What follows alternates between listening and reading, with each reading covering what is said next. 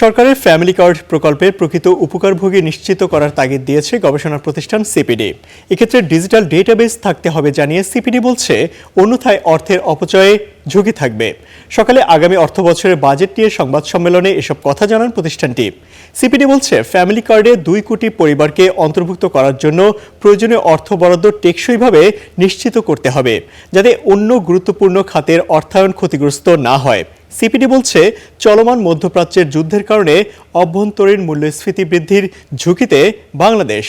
মধ্যপ্রাচ্যের চলমান যুদ্ধ দীর্ঘায়িত হলে দেশের বাজারে তেল গ্যাসের দাম বৃদ্ধির শঙ্কা রয়েছে জানিয়ে সিপিডি বলছে, এতে নেতিবাচক প্রভাব পড়বে অর্থনৈতিক প্রবৃদ্ধিতে।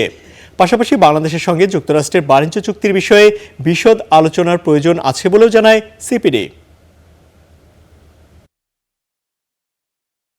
প্রকৃত উপকারভোগী খুঁজে বের করা, সেটার কিন্তু একটা ডিজিটাল ডেটাবেস এবং উন্নত পর্যবেক্ষণ ব্যবস্থাটা করতে হবে।